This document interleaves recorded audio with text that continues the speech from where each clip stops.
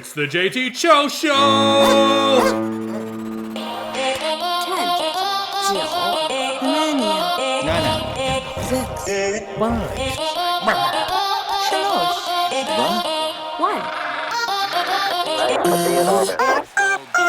4, 3, 2, 1.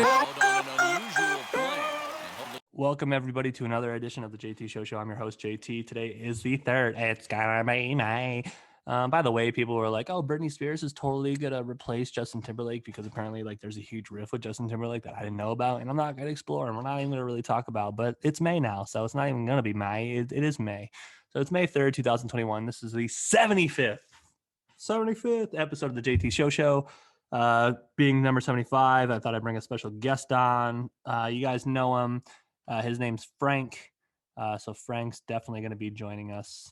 Right meow. And when I say meow, I say meow. Like right meow. Like right meow. Like right meow. And not like in a couple meows, but like right meow. But, you know, it's episode 75 of the JT Show with your special guest, Frank, who's joining us again. Like I said, right meow. Hi, Frank. Hello, how are you? I'm doing great. Zoom was just really poking me in the fucking eye with a hot needle. I was like, why? You know, I checked my computer settings, my connection cords, everything, but it ended up just being a stupid setting on Zoom. Zoom is a pain in the ass. Yeah, sometimes it is. You know, there's a lot of people who think that Zoom's going to blow up and it's just going to be the next big thing. But I mean, eventually people will be able to scissor and connect with each other again. So, you know, for now, this is how I interview my guest. But when my basement's finished and I build like a cheesy 90s set, hopefully, you know, we can get more people live, which will be nice. But you just finished your semester. How you feeling? Almost finished. Oh, almost finished. Yeah, so real quick on something you just said, Microsoft Teams is changing the game right now. Zoom's got competition. But yeah, I got a law final tomorrow, media law, and then I've got another final on Thursday. So final tomorrow at 7:30, and then in the morning, and then another final. Oh, geez, man, that's a lot of finals. And then I just had three big projects that were due last week.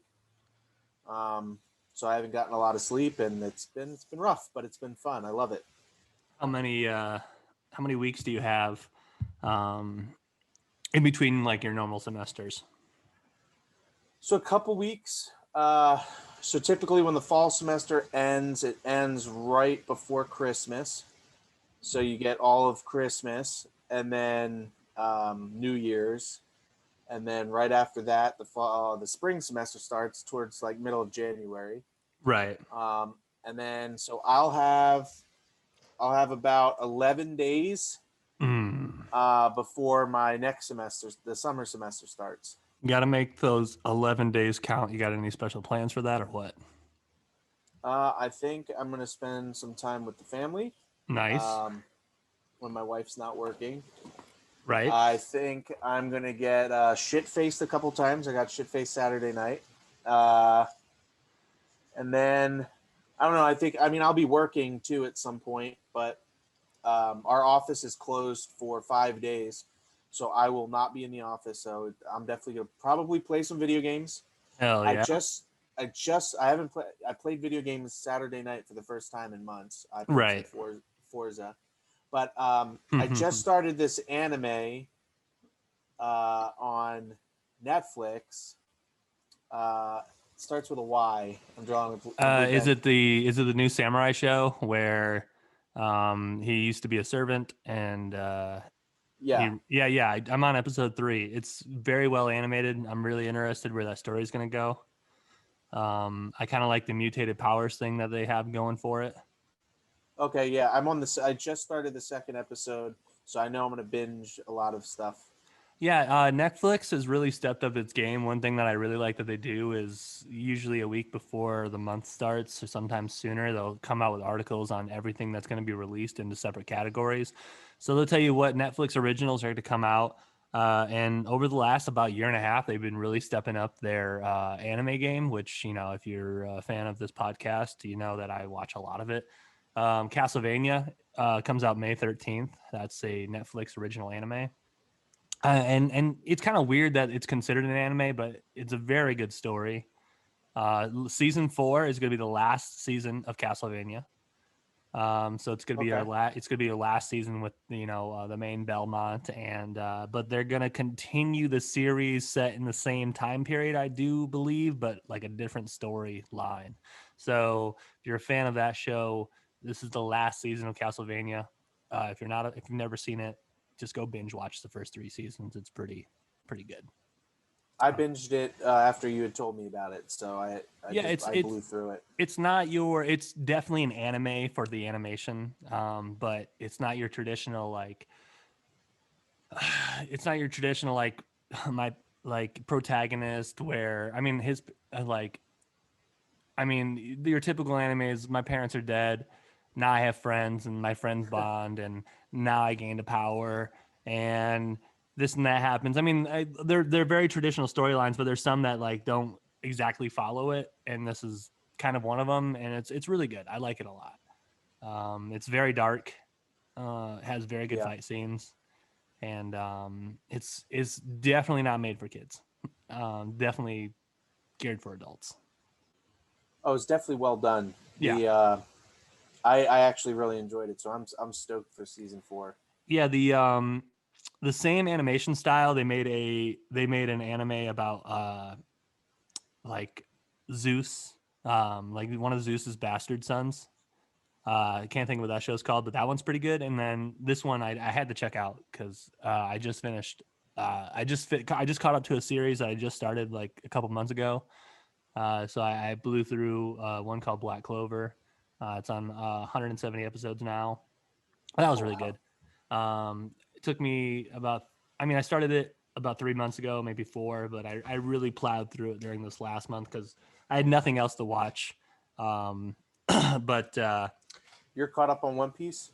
I'm all caught up on One Piece. I watch it every Sunday. The cool thing right now, without spoilers, is the side arc that they're doing is like probably one of the best side arcs I've ever seen, and it relates to the main story, but it's basically just, without giving any spoilers, it's just giving you more information on what came to what.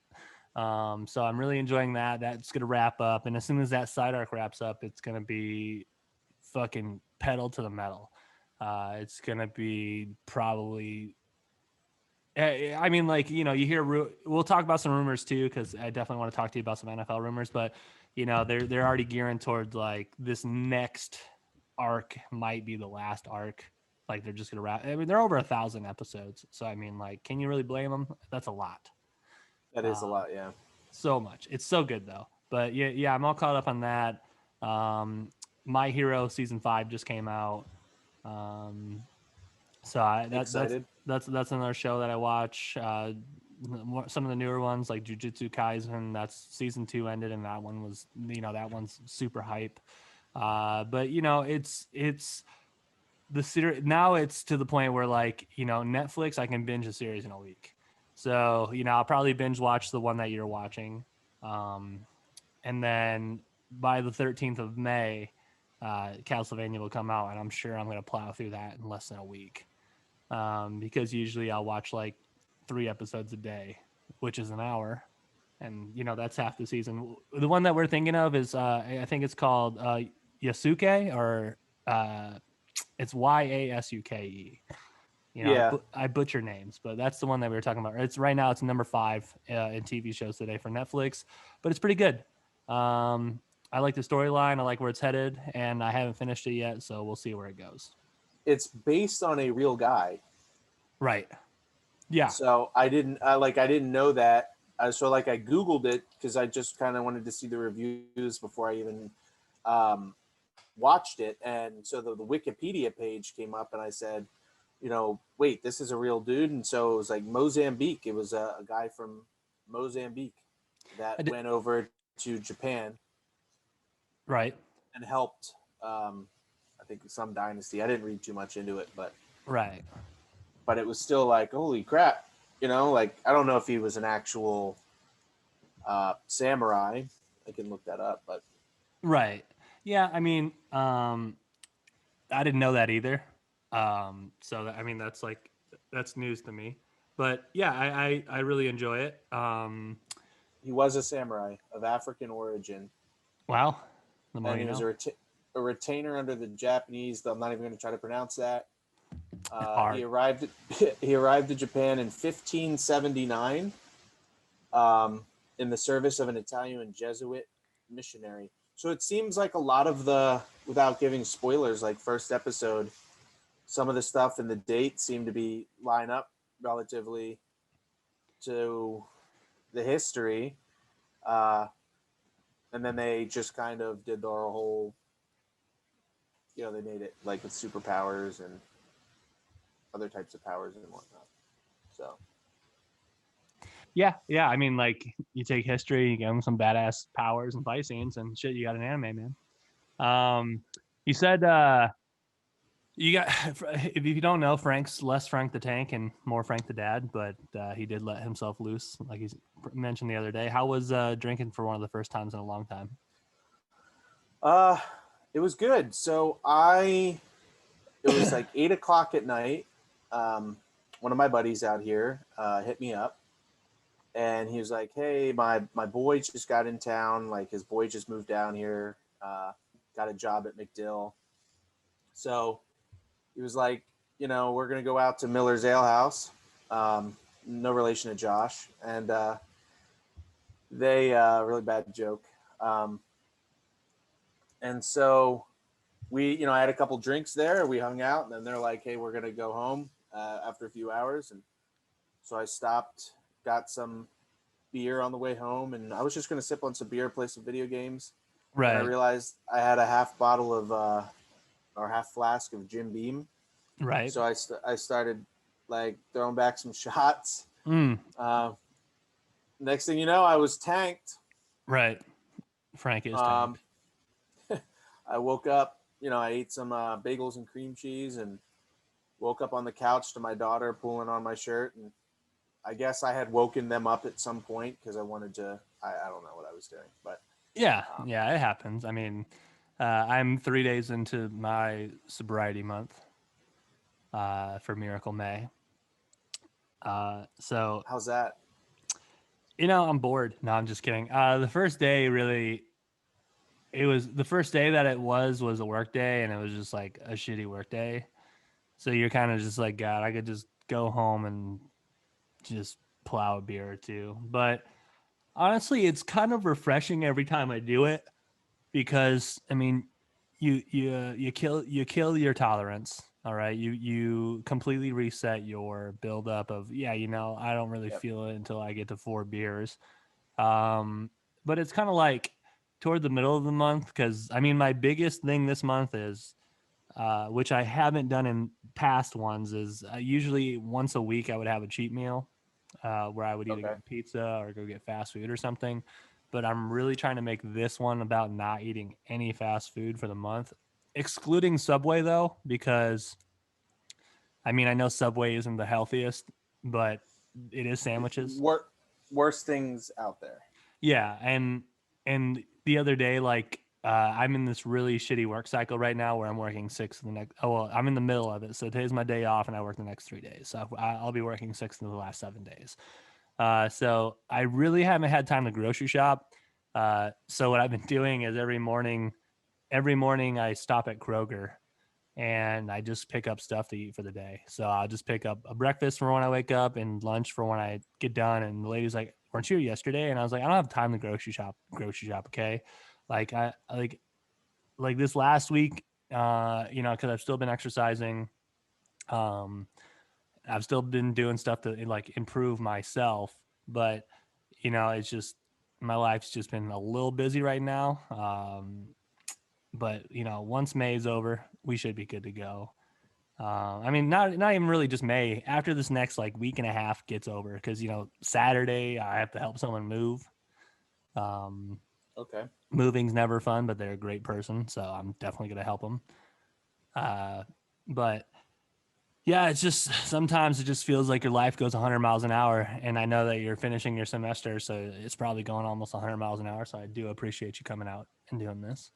Of course, Um, I super busy all the time, and then being the dad, and then Nikki's working, and so then we try to do family things.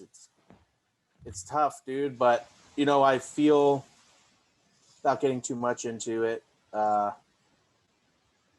I feel like I'm accomplishing something. I feel like I'm doing something, and so I enjoy it. I enjoy going to school. I enjoy the dad thing.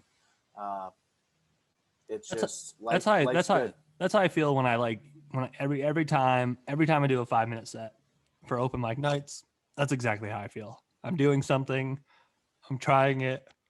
Um, like you know, You're getting closer to your goal. yeah. I mean, Um, like not really closer. Just baby steps. I still got a long way to go. well, every step is closer. Yeah, that's You know, true. That is true. Even if it's a step on a marathon, every step is closer. That's very true. Taking your time out of your busy life, you made time last week for our live draft special, which I did like. What I did. didn't like is how fucking long does an NFL draft take? My God, dude. It was too much. Like I had said on the stream that I hadn't slept, Yeah, and I forewent turning in my project when it was due, so I had to do that all day Friday. right. Um, and yeah, and it was just, I think it got to a point where, like, you look at the clock and you're like, oh, gee, we're only on like pick 22. There's 10 left. And you're just like, oh, can we be done with this already?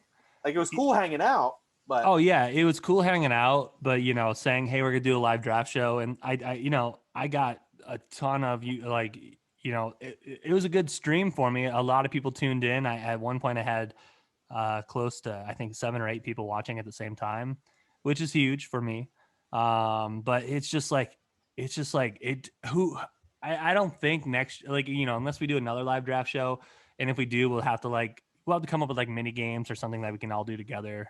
But it takes so long. It takes so long, and it's drawn out. Like for instance, like the first 10 minutes of the draft. Like, hey man, the draft started. I think they should start filming it. Like hey, the draft has started, and then they showed 10 minutes of Trevor Lawrence picks, and then they not surprisingly picked Trevor Lawrence. It's like, man, have that first pick ready. All right, start it with the first pick.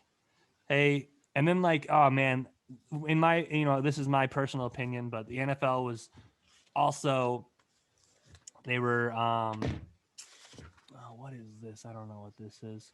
Oh, anyways, the NFL, they were just trying to hit all their PR buttons. Oh, we do this for COVID. We do this for this. Like, dude, shut the fuck up, Roger Goodell. Nobody likes you. Just fucking say the pick and get the fuck off stage. especially for the fact that, so in the first time, I don't know if you saw this, first time in NFL history that the draft viewership was more than the Oscars.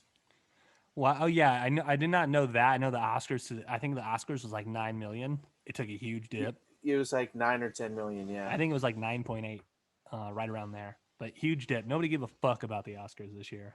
I didn't even know it was being filmed. I, to be honest, not to stray too far away from the draft talk, Oh, that's football fine. talk, but Wherever this I'm goes, not it a big goes. I'm not a big fan of celebrity culture. Okay. I don't like. I think shows like Masked Singer, sorry Munger and Pepper, but it's just a big circle jerk I of fucking like, hate the Masked Singer. I can't stand it. It's a circle jerk of like celebrities all just jerking each other off. Oh yeah, my God, you're so great. It And it's lip synced. They're under a mask. You can't see it. It's just like, I don't care who's under the mask. don't either.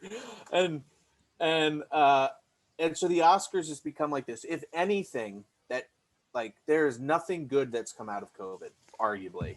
But if anything, that you could even find a silver lining in everything in COVID, I would say the silver lining is that we realize how irrelevant celebrities are in life. And I think it pisses all of them off. When they had that stupid little song that they did, Joe Rogan talked about it, Yeah. That how was it just gives cringe.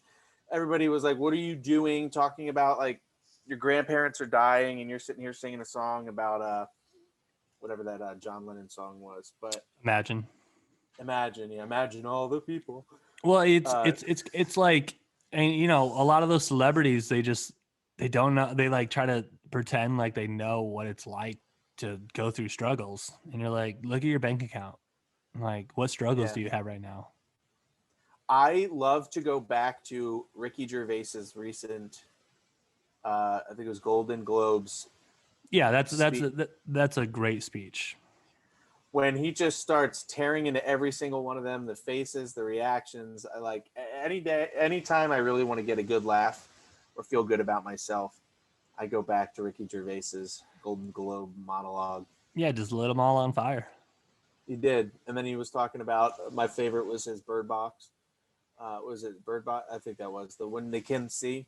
Yeah. And then he brought up, he was like, kind of like when you guys work with Harvey Weinstein. Yeah. Super sick burns. It's perfect, man. Yeah, I mean, like the one good thing is like I got a lot of social events that I never wanted to go to, which was great. But I mean, who cares? I honestly, like, I don't watch a lot of live TV anymore. Sports probably being the definitive. And if there's a show that's premiering, I'll probably watch it live, if not the same night. But streaming, like, I don't really see a whole lot of commercials anymore. So when I opened up my computer the next day and one of the headlines was like, Oscars all-time low viewership. I was like, the fucking Oscars just happened. I blew right past me. Right past me. A lot of virtue signaling again, and people are getting tired of it without getting into politics. But yeah, I mean, the thing is, like, like without getting too far into it, it's just like people act like they care and they don't really care. They just want to act like they care, so then they look like they care, so then they get those care points, and then they can use those care points to grab a movie role later on in life. And it's hey, I'm going to fake care for my career, so it shows like I care, and if I say the other thing, I'm going to be banished to the shadow realm. And it's just it gets fucking annoying. I mean, like, that's a lot of people have been giving Joe Rogan a lot of shit lately. Oh yeah. But I mean, number one, a lot of his stuff is taken out of context. Okay. Number two, he always explains himself. Hey, I'm a dirty comedian. I drink. I smoke marijuana. He's like, I don't know why you're taking advice from me. I'm just up here talking shit. And number three, he's willing to have the conversations that are argumentative. Like I early on in life, I didn't mind him, but now I hate shows where you're just yelling over each other. He doesn't do that. He refuses to do that. He's gotten a little debatable sometimes, but he's willing to have conversations that people just want to shut you down for. Like, you can't even talk about this subject, but he's said, fuck it. Yeah, it's the problem with podcasts and the problem with anything being streaming and stuff is they can clip you. You can say something, they can clip it, get a little small snippet of it, put it up on social media and say, hey, look what Joe Rogan said. Hey, look what this podcaster said, and taken out of context, and it goes viral. And they're kind of like backpedaling and trying to explain to everybody that it's not what you meant, and it doesn't matter. That by that point, once it's gone viral, the narrative has already been written. Who's the so it was Mac Jones's mom, right? Did you hear about that stuff? I did not know. I'm pretty sure. I haven't seen any kind of news stuff at all. So, sports or just regular news. Man, so there's man, I wish I had this article fresher in my mind, but a prime example of this, I want to say it's Mac Jones, but it might not. No, who went? Not Mac Jones. Who went to the Jets from BYU? What is his name? I'm drawing a blank. BYU quarterback. Look it up. Zach Wilson. So Zach Wilson. Yeah. So Zach Wilson's mom, who Okay, first thing that popped up. Yeah. yeah, she's a very attractive lady, all right. But people were just knocking jokes, and it started the trend, and people were like, basically, saying, "Hey, man, your mom's hot." So this DJ radio host who interviewed Zach Wilson,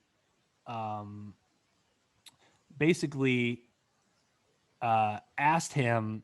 So some of the articles are labeled like Zach Wilson's radio host asked about his hot mom dragged online.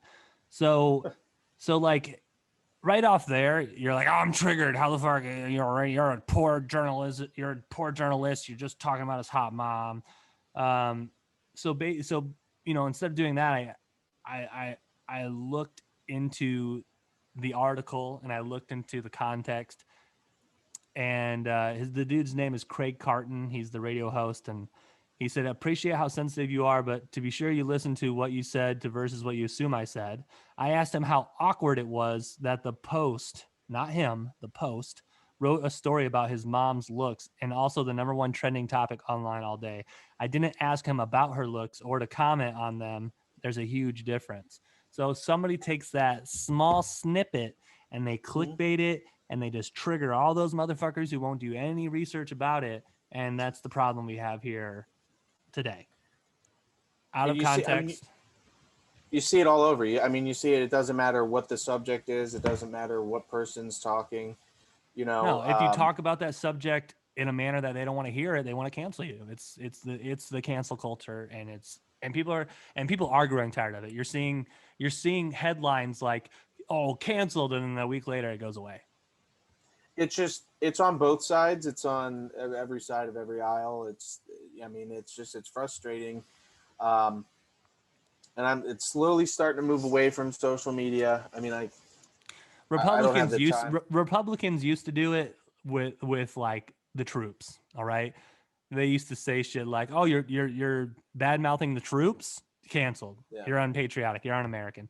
But I like shows where when two people don't have opinions that match, they could have a rational conversation about what the topic is and then move on.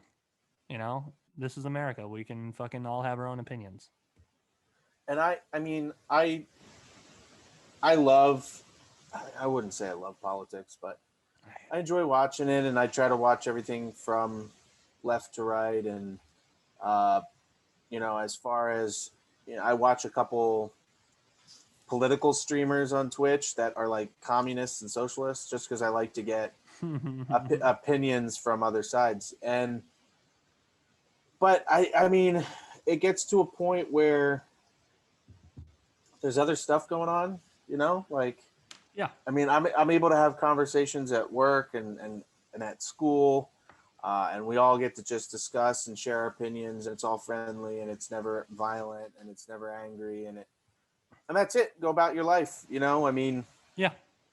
I'm not going to change anyone else's opinion, and no one's going to change mine. But to get to a point where you hear something you don't like, and then you make that person go viral. Yeah. So to ruin their life, it's ridiculous. But so let's talk about Zach Wilson's hot mom. No, I'm just joking. What I wanted to go over, so the draft's concluded. The Philadelphia Eagles had 9 picks. Devonta Smith from Alabama was your number 1. You got that pick from Dallas at number 10. Landon Dickerson from Alabama for your center. Milton Williams, the defensive tackle from Louisiana Tech. Zach McPherson, the cornerback from Texas Tech. Kenneth Gainwell, running back from Memphis. Marlon, butchering that one. Tupa, I don't know how to say it. My apologies to you, youngster. Taron Jackson, defensive end from Coastal Carolina. Jacoby Stevens, safety from LSU, and Patrick Johnson, an outside linebacker from Tulane. How do you grade your teams? Philly. We'll just say Philly. How do you grade Philly's draft this year? What'd you like? What you didn't like? All that jazz. I'd probably say I'd say C. Okay. And the only reason it's sitting at a C is because of Devonta Smith. Howie almost screwed that up. I don't trust Howie. I don't trust Howie's judgment. There were like Dickerson, the guy arguably was one of the best offensive linemen in the draft had he not been injured. Right. And he's coming off of a tear, with an ACL tear. And we already have enough problems on the O-line with guys getting injured and not being able to stay healthy. So you bring in another guy who's injury prone. Brandon Brooks was out last year. Lane Johnson can never stay healthy. Jason Peters should just retire. Kelsey was the only one, Jason Kelsey. Right. And so, but that Dickerson pick, I just feel like he would have been there, a round or two later, so why not take somebody? It's hard. It's hard for a Heisman winner to sit that long, but he wasn't even the first wide receiver. He wasn't for a position. Not Devonta Smith. Yeah, wrong person. Yeah, I'm talking Dickerson, second round. Like that's somebody who's injured. Yeah. Like he probably would have been later rounds. Yeah, coming off. Yeah, sorry, wrong person. Yeah, Lanen. Yeah, he probably would have fell to the third or fourth because, it's hard when you come off of an injury and you're going into the draft. And you take him in the second round when there was other options on the board, that we have stuff we need, and I don't understand the drafting of more running backs. We've got Miles Sanders. They brought Jordan Howard back, Boston Scott. I don't get how he's thinking. I feel like Howie has this like mentality about him that he has to be like, he's trying to be this like innovator, right? Or let me prove my intelligence to you by drafting guys that no one else is looking at, and then the off chance that one of those guys turns out to be a great player. He's like, look, see? And he's like Chip Kelly, man, like just smug, arrogant, like think they know more than everybody else. And we've passed on talent over the years. And, luckily he got Devonta Smith. He almost screwed that up. Right. I was watching Undisputed and Shannon and Skip were talking about Skip. So Shannon and Skip were talking about, the fact that Howie was even able to get a deal done with Dallas for the 10th pick. It was pretty much Broncos screwed. Had the Broncos not picked Surtain, Dallas would not have traded. Right. So Philly would, and then Devonta Smith would have fallen to New York. The Giants probably would have picked him up. Mm-hmm. So all because Howie trades away the sixth pick. Yeah. For the Dolphins. To the Dolphins. And he got lucky, and I'm not ready to crown him and say, hey, thank you for a great draft. No, I'm ready for him to leave Philly. He needs to be out the door. Right. Yeah. Our GM issues we're having. Our draft for the Packers. Overall, like one of the articles I read that I kind of agree with the most. A lot of B's and C's, not a lot of A's and F's. Drafting 29th, you're 28 other guys are going to go before you. But the bigger story for the draft is all the Aaron Rodgers drama. My opinion is I haven't heard it from the horses. I haven't heard it from the horse's mouth. Is that the saying? I haven't heard it from whatever the I haven't heard it from Aaron Rodgers. Okay, he was hanging out at the Kentucky Derby with his teammates. During the Kentucky Derby, Mike Tirico tried to interview him. He's like, "No, I don't. I'll talk to you real quick. I don't want to talk to you on camera." And he's like really sad that some of the riff stuff got out. But people are saying that he doesn't want to return. But he's chilling with his teammates, and they're begging him to stay. This smells like Brett Favre all over it.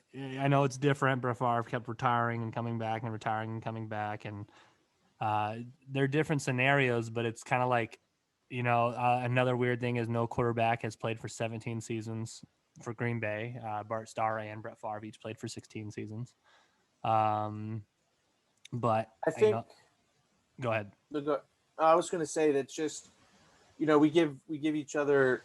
I mean, all of us give each other crap with the players we like, and I do like to give you shit, and in the group chats regarding Rodgers, but I'm viewing this situation the same way I viewed the Carson Wentz situation.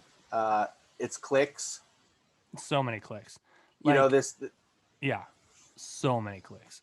So the Mike Tirico interview was one sentence. It was, I don't want to talk on camera. I'm really sorry this shit got out. I saw an article last night like, oh, you'll never believe what Aaron Rodgers said. And I'm just like, dude, just shut the fuck up, man. Like, that's like, they made it sound like he was just slinging it. But like you got to feel for the guy because not only did you draft a quarterback last year, like the report that Pepper shared, Jake Kumaro,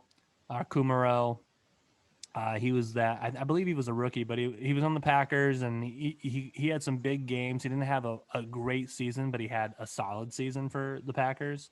And Aaron Rodgers did say publicly, like, hey, I really like this dude. And then they got rid of him, like right off the rip.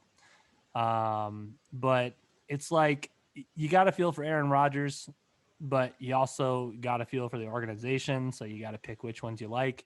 One thing, if Aaron Rodgers somehow ended up going to the 49ers or the Cowboys, that's when I say good luck. I'm not rooting for you. Do you really think he wants to go back with Mike McCarthy? No, but I mean, the Cowboys, Jerry Jones would pay millions of dollars for Aaron Rodgers. The Patriots wouldn't be a terrible fit, but they just drafted the quarterback of the future. But right now the Broncos, Philly, I mean, like Philly's kind of like the Broncos. I mean, like I don't really know. I don't think Philly would really take him. I know the Broncos were on the table, which would be weird. But as long as he didn't go to the Cowboys, I just hate the Cowboys. I know the Cowboys aren't in the mix, but if he went to the Cowboys or if he went to the 49ers, I'd be like, fuck you. I'm done. I hope you do whatever you want to, Aaron Rodgers. I'm invested in the Packers. If he leaves for anywhere else, even if it was for the Chicago Bears, I'd still get a new Favre jersey. Not Favre jersey, Aaron Rodgers jersey. But it's so tough when you're not hearing it from Aaron Rodgers, and he's just staying radio silent. So that makes it even worse. And it is. And then so, like, again, I'm going to compare this to the Wentz situation. Like you said, they draft Jordan Love, pisses Rodgers off. Wentz just gets his big deal, and they draft Jalen Hurts, a former Heisman candidate. And you understand the frustration. And I remember Carson and Rodgers talked this past season, and Aaron went on the Pat McAfee show and was telling them that he told them, like, hey, you're talented. I enjoy watching you play or something like that. And just talking about how he understands the situation in which Wentz in.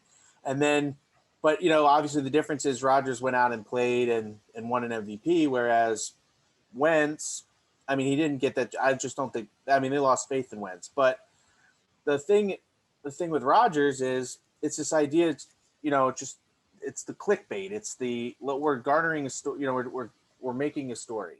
And it's big news. I mean, Rodgers is arguably one of the best quarterbacks ever. Just like athletic wise, just, talent. There's always the arguments about Brady and Rodgers. Realistically, there's probably 27 teams in the NFL that would take Aaron Rodgers. I think there would be more than, I think all 32. I think 31. I think the Bucks wouldn't take him right now because of Brady. I don't think the Bucks retired. I don't think the Bucks would. Well, Brady just signed a 4-year. I know that's, but I don't think they'd take Brady. I don't think the Bucks would take Rodgers. I don't think Kansas City would take Rodgers. True, fair. And then probably maybe one other team. I don't know. I also saw another gross thing like Seattle could try to trade for, if Aaron Rodgers went to Seattle. That's another team. I hope you have a great career. I'm Yeah. not going to root for you. Not going to buy a Seattle jersey. I fucking hate Seattle. I hate the 12th man. I hate their bandwagon fans. Fuck that. Fuck Pete Carroll. Hate the Seahawks. Yeah, I agree. If Rodgers went to New Orleans, I would not support him. I can't stand Sean Payton. I don't like Sean Payton, but I could tolerate it. I don't think I'd buy a jersey, but I could tolerate it. Because let's say he went to the Broncos. Let's say a news article comes out tomorrow. Aaron Rodgers to the Broncos. I'm buying 2 new jerseys this year. I'm buying a Love jersey. Okay, I'm buying a Love jersey for the Packers, and I'm buying a Rodgers Broncos jersey. Okay, so going back to Green Bay draft picks, we drafted a cornerback, Eric Stokes, out of Georgia. Not a bad King Blue. I mean, you can't really blame one person for the Super Bowl. Not Super Bowl, NFC Championship, but King let 3 touchdowns happen. Offensive lineman from the school from Ohio, Josh Myers. Not a bad pick. He was a 2-year starter for Ohio State, so that's not terrible. 3rd round, we picked Amari Rodgers. So another Rodgers for Rodgers. So even if we have Rodgers leave, we have a Rodgers. I think that's ironically why they did that. In the 4th round, we picked offensive lineman up from Ole Miss, Royce Newman. 5th round, we picked up a defensive lineman, Turdell Slayton from Florida, who's 330 pounds, 6'4".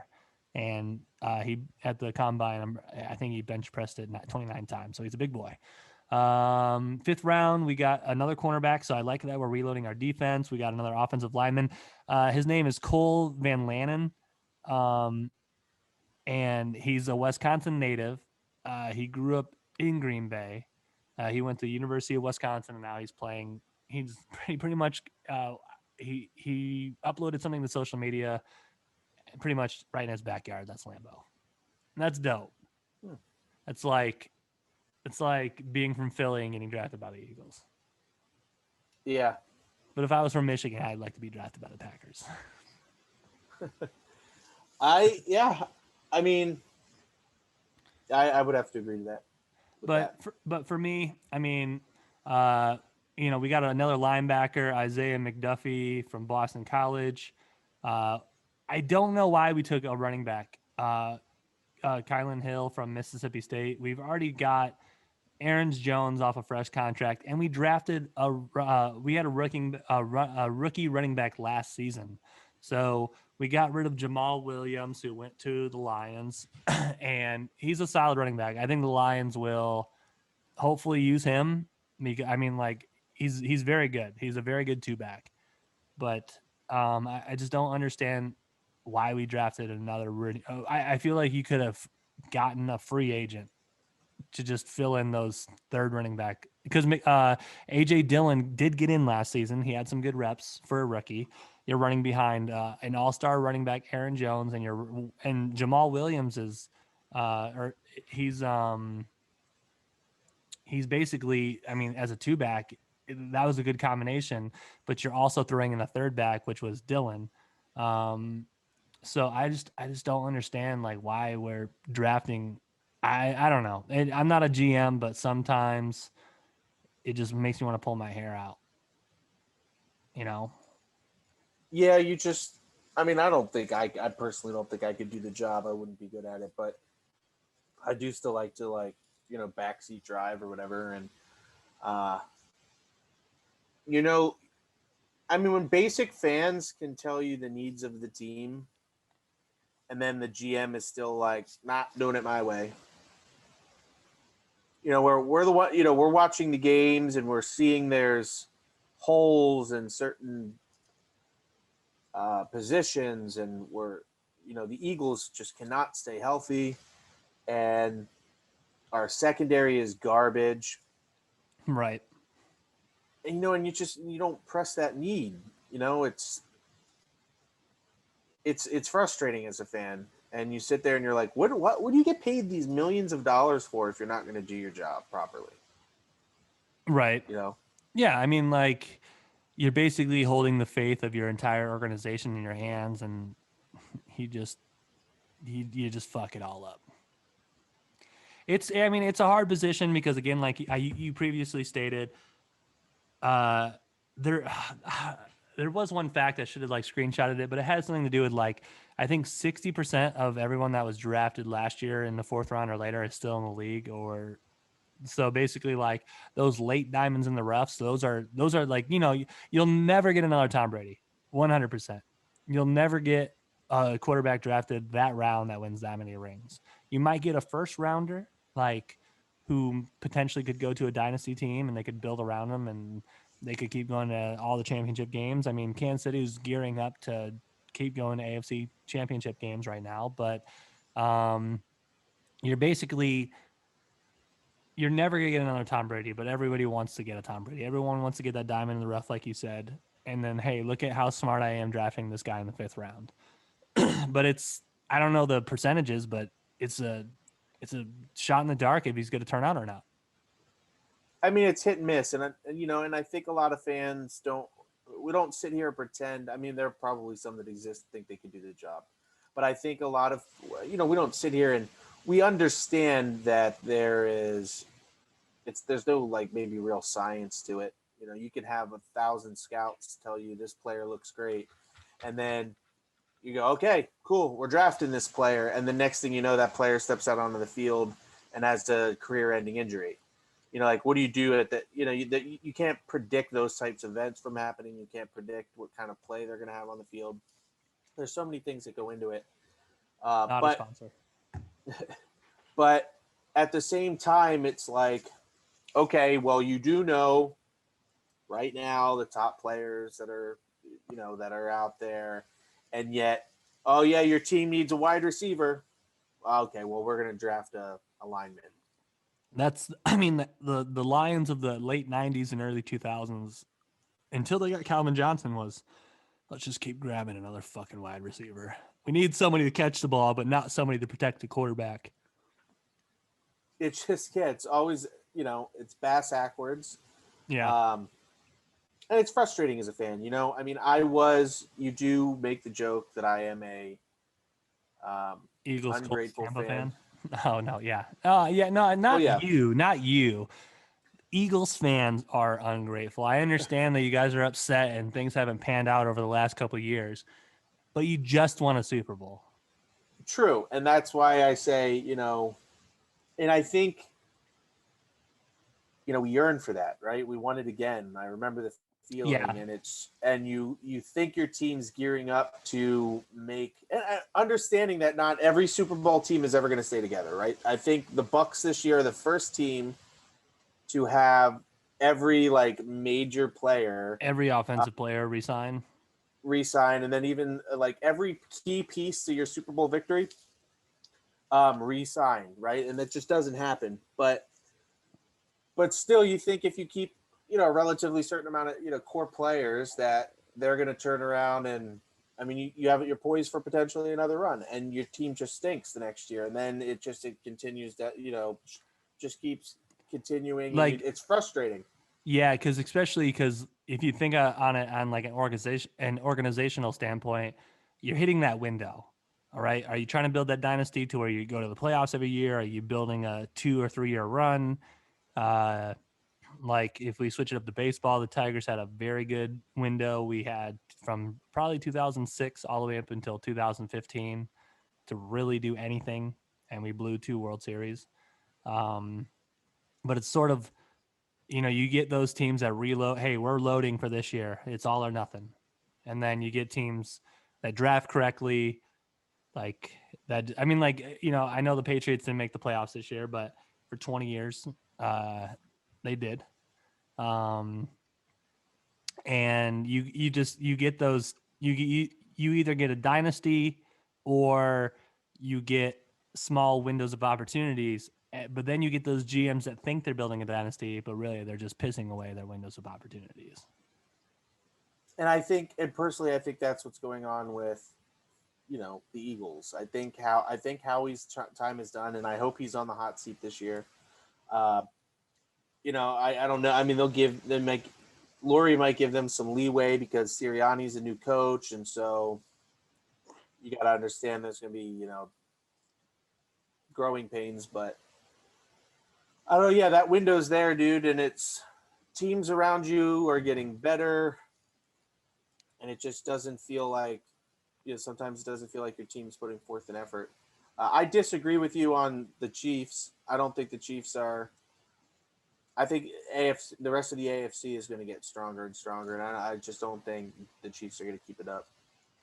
Yeah, I mean, I think that as an organization, they at least have their Russell Wilson, because look how bad the Seahawks are, but they can still compete.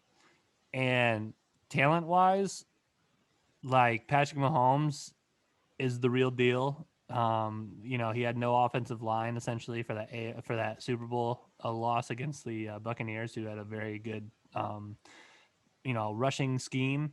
And a lot of it too is, a lot of the NFL is how much film do we have on this guy?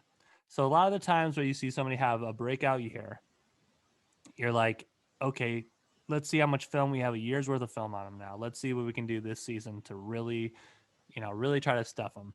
So you've seen that with some recent quarterback drafts. I will say, for example, look at Baltimore. Lamar Jackson had a great first year. Once he started, his numbers were great. He had a great season, but after that 1 year of film, the very next season kind of took a dive, and people were like, "Oh, what's going on?" And people got used to him. People got used to how he throws, how he rushes. You adjust your schemes, and you get more and more film. And I understand there's anomalies, and there's people that that are just so good. But even if the Kansas City Chiefs collapse and all those offensive weapons leave, and the defense, which isn't really there, but like kind of falls apart more, they're still going to have, like the Packers, truly, their defense have been fucking garbage. The year we had a good defense, we won a Super Bowl. Besides that, we've been shit, and we've wasted. The Packers are the dynasty that never was. Okay, you've had two quarterbacks for the last 32 years. You've had Brett Favre, you've had Aaron Rodgers. You've had two quarterbacks who play phenomenally, play great, but you only got two Super Bowls because you can't fucking draft for shit. And I know, Brett Favre's not the perfect person, and Aaron Rodgers isn't the perfect person, but you don't see quarterbacks in the league for that long without results, Like, if you're not producing results these days, you're fucking done. You're gone. We're moving on. I think, I know we've had this discussion before. I don't think Mahomes is a bad quarterback. That would be worse than a Max Kellerman take. I think he's a good quarterback. I think he's one of the better ones in the league right now. But I'm not ready to crown him Tom Brady's replacement. Oh yeah, no, I agree. I agree with that. I agree with that. I joke about Wentz, and that's strictly just to get around. I think Wentz is a good quarterback. Yeah. I don't think he's better than Mahomes. Yeah. But I think Wentz is going to have success in Indianapolis. But with Mahomes, we don't know what he looks like without weapons. When you look at Tom Brady, we've seen him without weapons. We look at Aaron Rodgers. We've seen him without weapons. We look at Drew Brees. We've seen him without weapons. We look at Wentz. We've seen him without weapons. We've seen a lot of these quarterbacks without weapons. True. And we see what kind of numbers they put up. Patrick Mahomes has been handed, great offensive weapons. He has arguably one of the best tight ends in the league. Prior to Kareem Hunt's little issue, Kareem Hunt was dominating. Yeah. And you have Tyreek Hill. And then the cheetah, and then you've got Edwards-Helaire now is going to be decent. Travis Kelce, yeah, McCole Hardman, and then Andy Reid knows how to get the talent to perform. Andy Reid is a Hall of Fame coach. Yeah, I'm not ready to say until I see Mahomes without talent around him. I'm just not going to say that he is. Once Brady retires, he's going to replace Brady on the ring list. or come close to it. You know, I say until someone gets 3 rings, they shouldn't be in the conversation. not at all. Because at 3 rings now, you're not even halfway there. You're almost halfway there. It used to be you're halfway there. But with 1 ring and 1 loss in the Super Bowl, you're not even, you're a seventh of the way there. So you're telling me someone so Eli Manning, who technically had 2 Super Bowls, I know he wrote his defense. I know Strahan, number one, they had one of the best defenses in the nation. Stupid helmet catch. Yeah, stupid helmet catch, luck. I understand. But technically, to the race of who's going to catch Brady, Eli Manning is still in the lead. He's ahead of Rodgers too. And it's sad. But talent-wise, I mean, I just think Peyton was up there too. Yeah. But those are the arguments that everyone has, and it used to be about when Joe Montana, when he had 4 rings, and when Brady tied it, he's got 4, right? 4, is that right? 5? Montana? Yeah. No, Brady or Montana? Montana. Let's look it up. So I think it's 4. So the conversation used to be, well, no one's gotten 4 championships. No one's gotten 4 Super Bowls. As soon as Brady caught that, people started going, well, it's not all about Super Bowls. But it kind of is. But it isn't at the same time. Because it is about Super Bowls when you're talking 4, yeah. So it is about Super Bowls when you're talking about Tom Brady, but it's not about Super Bowls when you're talking about Eli Manning. It's very weird. It's a very weird discussion, very weird argument. It's kind of like Joe Flacco's not elite, okay? Joe Flacco's not elite. It's the ring conversation is weird. And then you've got obviously Brady has some tarnishes. Yeah. People are always not just that. Yeah. People are always going to bring up Deflategate, Spygate when referencing Brady. Yeah. There are always going to be people who are going to put that asterisk there. Right. The funny thing about Deflategate, though, and I wish more people would hear this, is it was proven that nothing, like he didn't do anything. He didn't cheat whatsoever. But Roger Goodell still suspended him for 4 games. So people still think that Tom Brady's fucking guilty, which, I mean, like, on paper, went to court. Yeah, he went to a legal court, but he still was suspended for the first 4 games of the season. And because of that suspension, people just automatically assume that he's guilty. So, yep. I mean, yeah, he could have cheated. And the Patriots, they did some fucking sketchy shit over the last 20 years. But that's still 6 fucking Super Bowls, man. He's crazy.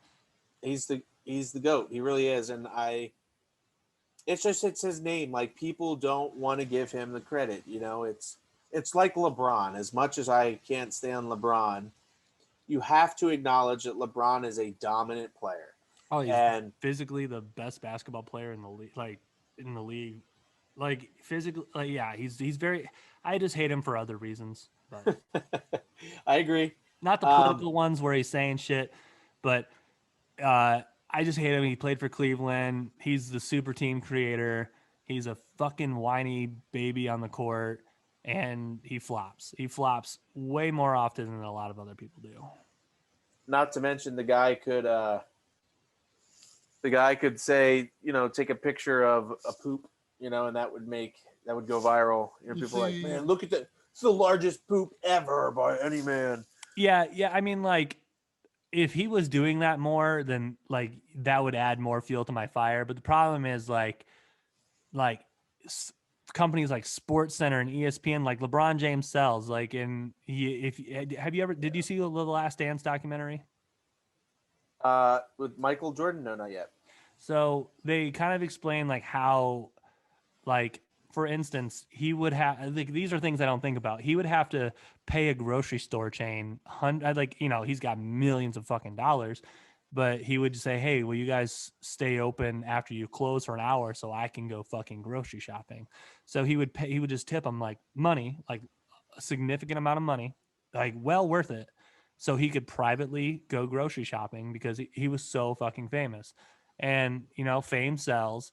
and ESPN is they're just sniffing that, dude. And it's like, and it just gets to the point to where it's like LeBron James isn't relevant in this conversation, yet you're bringing him into this conversation. Like, for instance, when a completely different sport would do something, they would share a highlight of LeBron James clapping. And I'm like, he has nothing to do with this moment, and you ruined it for me because you put LeBron James in it. And they know, like, so I guess on a smaller scale, you know, the page that I'm a moderator on, we have a decent little following. You know, it's about 93,000 people, Right. and we know that, or at least I learned pretty quickly, that there are certain stuff that you post that is not going to get the viewership, right? It's not going to get the clicks. It's not I forget what engagement. That's the word Facebook uses. So it's not going to get the engagement that you normally get on other things. So I know that, okay, if I post just a picture of, say, for example, I go, you know, the Eagles are dropping Deshaun Jackson, right? And so I put Deshaun Jackson's picture up and I said, the Eagles will release Deshaun Jackson. You get a couple likes, you get a couple comments.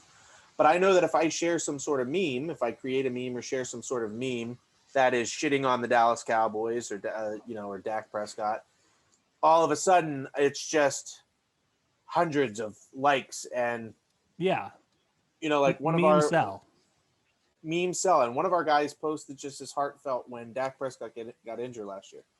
One of the guys posted this like heartfelt, Dallas doesn't deserve you thing about Dak Prescott.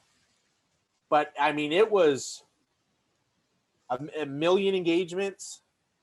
It was like close to 100,000, if not more, likes and and thousands of comments, and so what sells. And so I get why they do it with LeBron, but it does get frustrating, and it just turns people off. How to sell clicks, trigger people, man. It's those stupid fucking oh, you'll never guess what this guy said to this guy, and you're like, oh fuck. One of my favorite things about those is when you don't click on the article, when you just click on the comments, and someone's like the hero that we don't deserve, and they're like, don't click on this. This is the one sentence they said. Just shut the fuck up and go about your life. Or they screenshot it, yeah. These days, I would rather read an article though, like the ones that you share, like, hey, Deshaun Jackson goes to this team. I'd like to click on those articles and read, the contract, the player options. I like to learn. You'll never guess what team. And I hate that shit. It's clickbaity. It's annoying. It's ad selling. It's, but they got a job to do and they got to make money somehow because nobody's buying newspapers, as Joe Rogan would say. It's just and ESPN viewership is down. Sports viewership is down overall. Yeah, Fox Sports really been throwing haymakers left and right at SportsCenter. Like I didn't think that was going to last as long as it has, but it's. I know the regional sports networks for Fox got bought out by Bally Sports. Bally Sports, yeah, it fucked me up. I just kept seeing Bally Sports. I thought we were going to go to the gym, like Bally, the gyms. Yeah. But no, the FS1 is just, I don't know, far superior right now to ESPN. They're overdoing it with Stephen A. Yeah, ESPN really sold out on Stephen A.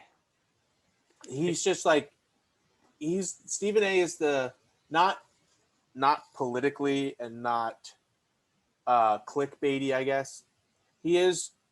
Stephen A is what Tucker Carlson is to Fox News. Yeah, and I hate it. I hate Max Kellerman. The moneymaker. I hate Max Kellerman as a co-host. And then I haven't watched one single episode to this day, and I probably never will.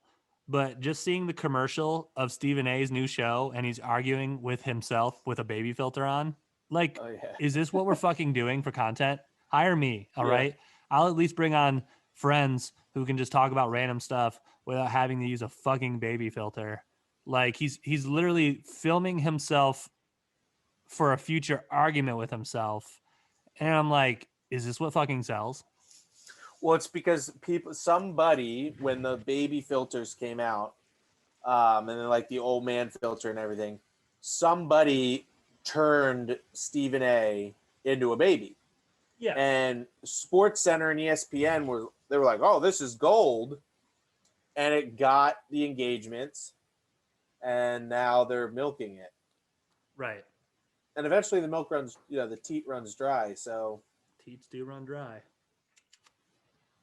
yeah, It just for that just to happen, it's the worst. Are you on any I know you got stuff, are you on any time restrictions right now where you got to go somewhere? I just got to be able to pick up the little one before 6. So. Okay. Yeah, I was looking at the clock. So I was just So it's a 5-minute drive, so it's not that bad. I got you. Yeah, it's that it's really I think Sports Center as a whole, in my opinion, has gone downhill. I think that with the way, I mean, a lot of it's the youth, but it's the way that people get their information these days. A lot of kids TikTok, and they get a lot of information in 1 minute, and they like TikTok because in less than a minute they can go to the next video. It's longer now, but I think it's like 2 minutes that they've increased their video length to. But still, same idea. Look, I like TikTok. Like, I like the funny ones that y'all send me. I don't have one yet. I made one originally because it just started trending, and I was like, oh, let's try it out. Then I really thought to myself, hey, man, if I never make it, that's life. I'll still, my fallback is fine, and I'll still be happy. But I don't want to make it like this. And I understand, like, there's money to be made, but I don't want to be a TikToker. So with TikTok, yes, there's money to be had in it, right? But I think the big thing that TikTok brings to the stage, this is just me, my opinion. The big thing that TikTok brings to the stage that I don't think you get on any other social media platform is the opportunity to go viral. Yeah. I mean, like, YouTube videos used to go viral, but now it's mostly TikToks. And so YouTube, you've got to really build and grind, and you just got to hit that algorithm right just to get your stuff seen by a lot of people. Yeah, TikTok, you do the right thing, and especially something unique. Not even the right thing, just a thing. Just a thing. You could just do a thing, and you could put out 100 TikToks, but all you need is that you have an opportunity for that one to go viral. I mean, you look Cranberry at that guy. Juice Man. Exactly. That was the guy I was going to say. Yeah. Great minds think alike. Yeah. Just like a new truck. He got all sorts of stuff. Like, they just handed him the world afterwards. He was immediately made partner by TikTok. They put him on their commercials. I mean, all you need realistically is that one video, and TikTok provides that. I mean, people are getting their music played on the radio because of the videos that they put on TikTok with their songs. It's just, I mean, you have to roll with it. It's a lot of media's look through. I mean, like, certain places, like, airports, I don't watch like Blockbuster cinemas on my phone because I feel like that's disrespectful to the film. But a lot of people who are younger they'll watch movies like HBO just came out with that 4-hour Schneider cut, and they'll sit on their phone and they'll watch a 4-hour Schneider cut on their cell phone. Dude, that's crazy. That's this big, and you're watching a fucking 4-hour movie on this. And yeah, the cell phones have great qualities. I watch a lot of YouTube on this. This is this is your old John's biggest bathroom book reader ever, where he used to shit and read facts on, like, in 1962 a guy in Norway fucking that's what that fucking book's about. But your cell phones now, it's like when you go to the bathroom, it's like, do I have my cell phone? Yeah, could be there a while. There's lots of things I like to look at. And there's certain platforms, and there's certain shows that like YouTube shows that, when I have the time, I will watch it on my computer on my gaming PC every once in a while, but primarily I watch all my videos on YouTube on my phone. Yep. And it's the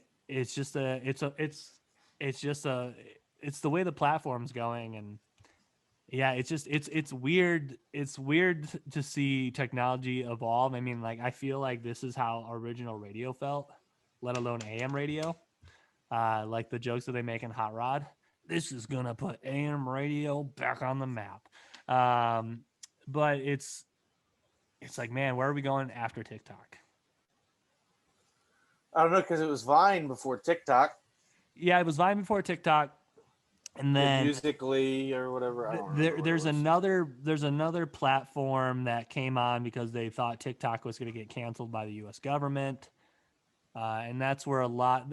They were just talking about it the other day on this podcast I was listening to, but one of the rappers on it, they were like, "Why don't you put it on TikTok?" And he puts all his music on that instead, which gets all of his views. But like you said, it's people are getting discovered on TikTok faster than like almost any platform before, and it's because millions of kids just are glued to the phone.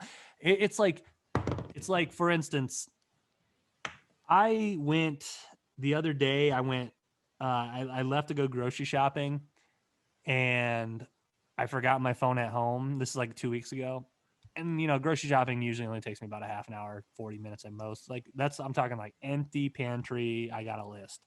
I forgot my phone, but I live in town. I'm a townie, so fucking I should have just turned around, but I was like, I don't want to make another 7-minute drive. So I just shopped without my phone, and just not having my phone was so relaxing. Like I wasn't checking it. I wasn't looking at it. Yeah. I was like, oh, what's that? Every once in a while, you'll come into that inconvenience of what's that brand called or what's this or something like that. But for the most part, you're just seeing like, man, I like people watching, and people are just, Yeah. everyone's just glued to their phone. It's just we need it. I mean, there's Yeah. an interesting documentary on Netflix if you get the chance to watch it. Uh, I'm drawing a completely blank name on it, but the whole idea behind it is about big tech, and tech was talking about how like the notifications are set up specifically. Everything your phone does has a purpose. Like everything social media does, like the timing of notifications and the timing of it's all planned because they're not selling ads. You're the product. You Yeah. know what I mean? They have to sell it to everyone else. Like, hey, we can get this much engagement, get people to There's buy their stuff. But there's this weird underground movement that I could totally be wrong right here, so don't take this like this is what's going to happen, but there are tech companies out there right now that are giving the user the opportunity to either stay private or make money off their information on how they've already been making money off your information right now. So you can either sign up. I would have to dig deeper into it, but this is probably predicting wise. I've seen 2 or 3 videos. I'm not an expert, but the way that these experts were talking about it, this could be the next $1 billion industry. well, And so it's just like it's giving you the opportunity for you to sell the information that you already sell. Like every time you buy something, every time you look up something, they're giving you that opportunity to either put that away and stay private, or you can sell that and make a little bit of cash. well, yeah, and you got to think. So, like specifically on this documentary on Netflix, they some of the What it's people called? that no, I can look it up. So the thing is, they have people on there that come on that were part of big tech. They were instrumental in some of the software and algorithms and everything that these companies use.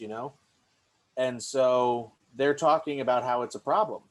Right. It's called the social dilemma. Oh yeah. I've heard great reviews about that documentary. It was awesome. And so, but you've got big tech guys that were there that they're talking about. They were instrumental in the creation of the software, and they're moving away from I think most of them aren't employed anymore. I think one of the guys who helped create some sort of one of the search engines, he helped something with like optimizing one of the search engines, and he created his own search engine as a means to be like a lot more private. And so there's probably definitely big tech guys out there that are doing that type of stuff like you're talking about. I wouldn't doubt it, you know? Yeah. Because they know what it brings. Everything's a money grab. It I mean, is. you've got your new internet supplier coming through Elon Musk, like SpaceX, where they're sending all those satellites into space, and they're gonna have, decent internet in like places that you've never been able to. Like, you're gonna get like, I believe it's like 4G internet. You're gonna be able to get like 4G internet in like the desert, like. Well, and that's the big thing too. So I know, without going off, something Munger and I have brought up, Theta. So not getting into the crypto realm, but Theta specifically, their platform that they're creating, or the software or infrastructure network, whatever. The whole idea behind it is you're pooling bandwidth from other people. So where you're sharing your bandwidth with others, and it increases, the video doesn't buffer. You're increasing the I can't think of the word, but basically you're able to stream, and you're pulling from other people, so you don't get that buffering, and you get a better stream quality. And the idea that this thing could potentially, what is it? Paramount has already bought into it. Sony's already bought into them. The co-creator of YouTube is there. And so they're like streaming stuff on the platform now. They're putting this data on the folks' Samsung phones. But this idea that this technology could potentially spread across the world. Right. Right. And you take Elon's internet, bringing internet to areas that don't have internet. And then on top of that, you have like bandwidth sharing. So now everybody, like some dude out in the middle of Bumblefuck, somewhere in the globe with not a human for thousands of miles around him. Arkansas. Yeah. He can stream the latest episode of The Bachelor. It's yeah. I mean, it's like awesome. it's gonna be, it's gonna be really interesting to look at where technology goes for like the next 10 years, because it's just rapidly advancing. Or where it'll be when we're in our 80s. Never will I ever get one of those Neuralink brain things. Not that it's going to be required or mandated, but it's going to be super weird one day when people can just pull the internet up on their brains, probably. Where they take our memories from our heads and put us into like. That's a Ghost in the Shell complex. That's an anime made in the 90s. Where you download your memories and your consciousness to essentially a fucking memory bank, and they upload that into a fucking body. Let's do it. I'm down. Ghost in the Shell. Now that'd be crazy, because then you'd be like 400 years old, and you're like, but then you could truly be whatever you wanted to be, because you're a fucking. Oh, yeah. Yeah. I mean, in that shell alone, people are like fucking like. One of the episodes, like I think it's the second episode, someone uploads their consciousness into a tank. So if you wanted to be a tank, you can be a fucking tank. But yeah, essentially that's what the show is. And it gets into like, when these terrorist organizations come about with their Ghost in the Shell, because, their consciousness is uploaded into a body like that. They turn off their pain receptors. So they take bullets, but they don't feel any pain. So it's tons of crazy shit like that you constantly think about, and you're like, this is fucking crazy. I'll have to look into that. I haven't seen that one. It's an older one. They came out with a couple new movies that are all right. They're not like great. Scarlett Johansson, never watched that one, but it's one of the series where when I was a wee lad, it would be replaying on Adult Swim constantly, because Toonami's rotation for anime's grown. All right. Anime's grown to the point where we can now talk about it socially. And and when I grew up, Toonami's rotation was terrible. They would just replay the same fucking shows. They were good shows, but like I would constantly see the same. Now they're just like, series is over, we're bringing a new one. We're getting rid of this one. We're bringing a new one. We're bringing back this. And I like that. And like I know I've mentioned Black Clover, but one thing I do like to check is I like to check what's trending. I like to know, so I'll go to Twitter and I'll just click on the what's trending page when I'm bored.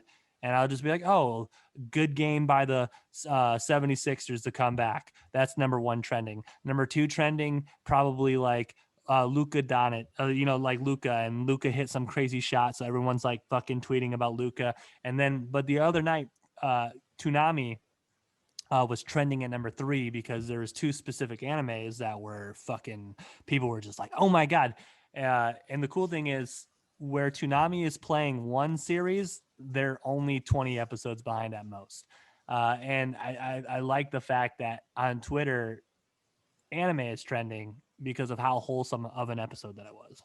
Like, That's fucking, awesome. it's crazy. But what's the so any of our viewers that want to go join Frank's page that he helps moderate, how can we find that, Frank? It's on Facebook, so it's NFC East Report 24/7.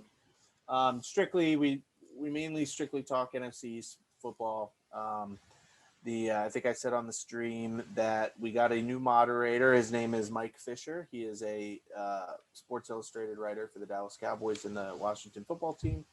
He also covers the Texas Longhorns and but anyway, yeah, he's a insider for the Cowboys, so it's pretty cool to have him on and see, and talk in the group chats and stuff with him. But yeah, so NFC East Report 24/7.